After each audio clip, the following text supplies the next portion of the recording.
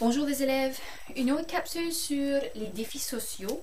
C'est difficile de dire que c'est un autre défi parce qu'il semble que c'est la continuité des problèmes entre les métis, Louis Riel et le gouvernement fédéral.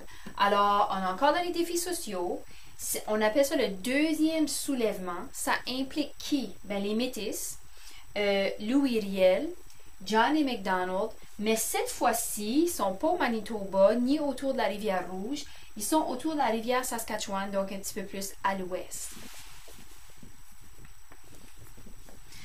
Essentiellement, ce qui est arrivé aux Métis, ils se déplacent vers l'ouest après la création du Manitoba et ils deviennent beaucoup plus sédentaires. Pour différentes raisons, ils sont plus nomades, ils s'installent à un endroit.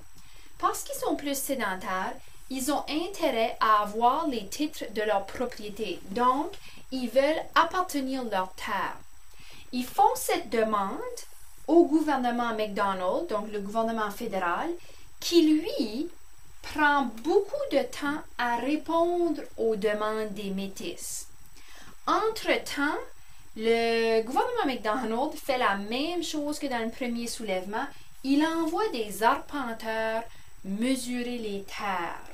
Alors, vous pouvez imaginer la réaction des Métis qui ont déjà vécu l'arrivée des arpenteurs et la réaction du gouvernement fédéral dans le premier soulèvement.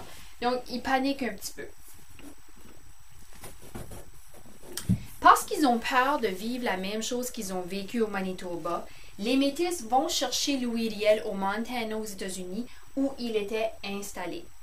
Lorsque Louis Riel arrive de nouveau au Canada, au début, il tente de négocier avec le gouvernement fédéral.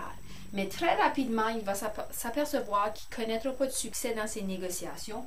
Donc, on passe à une rébellion armée contre le gouvernement fédéral. Les Métis vont quand même remporter, je pense, c'est une bataille ou quelques batailles, mais très rapidement, le gouvernement de John A. MacDonald va envoyer des renforts de forces armées canadiennes dans la région. Et ça aura comme résultat que les Métis vont être écrasés par les forces armées. Louis Riel, lui, dans toute cette affaire-là, on l'arrête. On lui passe un procès car il est accusé de haute trahison contre son pays. Puis ça a tout rapport avec le gouvernement provisoire qu'il avait créé, puis les actions qu'il avait prises contre certains Canadiens anglophones protestants à titre de leader d'un gouvernement provisoire. Alors, on l'accuse de haute trahison. Le jury en entier est anglophone. Le juge est anglophone. Donc, c'est un procès qui se déroule un petit peu avec un petit peu d'injustice. Il se retrouvait coupable de haute trahison et on va lui donner la peine de mort. Donc, il sera pendu en 1885. Ce qui est important à retenir dans tout cela, c'est que John A. MacDonald, le premier ministre du Canada, n'intervient pas. Si quelqu'un aurait pu intervenir, ça aurait été John A. MacDonald. On aurait pu envoyer Louis Riel en prison pour le reste de sa vie pour ses actes. Mais on a décidé de procéder à une pendaison. Et John A. MacDonald, même si on lui a demandé d'intervenir, il ne le fera pas.